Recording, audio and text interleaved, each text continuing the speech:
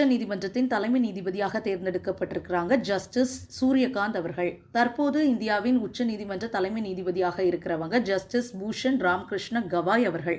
ஜென்ரலாவே இப்போ இந்தியாவின் உச்ச நீதிமன்றத்துல நீதிபதி ஆகணும் அப்படின்னா சில குவாலிஃபிகேஷன்ஸ் இருக்குது. முதல்ல இந்தியாவின் குடிமகனாக அவங்க இருக்கணும். இரண்டாவது, இந்தியாவில் இருக்கக்கூடிய ஏதாவது ஒரு உயர் நீதிமன்றத்துல 5 வருடங்கள் நீதிபதியாகவோ அல்லது 10 வருடங்கள் அட்வொகேட்டாகவோ அவங்க ஒர்க் பண்ணியிருக்கிறணும். மூன்றாவது என்ன அப்படின்னு சொன்னா அவங்க ஒரு தனித்துவமான சட்ட நிபுணராக பணி செஞ்சிருக்கணும். இந்த உச்ச நீதிமன்ற நீதிபதிகளுக்கான பதவி காலம் ஏதாவது இருக்குதா அப்படின்னா அப்படி எதுவும் அரசியலமைப்பு புத்தகத்துல குறிப்பிடப்படல. ஆனா இவங்க தங்களுடைய 65வது வயதுல பணி நிறைவு பெறுவாங்க. அதன்படிதான் ஜஸ்டிஸ் பூஷனார் கவாய் அவர்கள் பணி நிறைவு பெறுறாங்க. சரி, இப்போ தேர்ந்தெடுக்கப்பட்டிருக்க இந்த ஜஸ்டிஸ் சூரியகாந்த் அவர்கள் எந்த மாநிலத்தை சேர்ந்தவர் அப்படின்னா ஹரியானாவை சேர்ந்தவர்.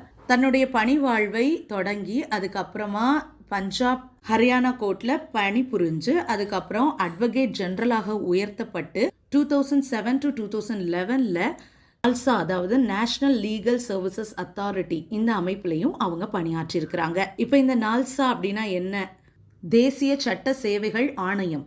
இது சட்ட சேவைகள் அதிகாரிகள் சட்டம் 1987, அதாவது லீகல் சர்வீசஸ் அத்தாரிட்டிஸ் ஆக்ட் 1987 படி 1995 இயக்கப்பட்டிருக்கு. இவங்களுடைய நோக்கம் என்ன அப்படின்னு சொன்னா சமூகத்துல நலிவடைஞ்ச பிரிவினருக்கு இலவசமா சட்ட உதவிகள் அளிக்கிறது. அதாவது free legal services to weaker sections of society.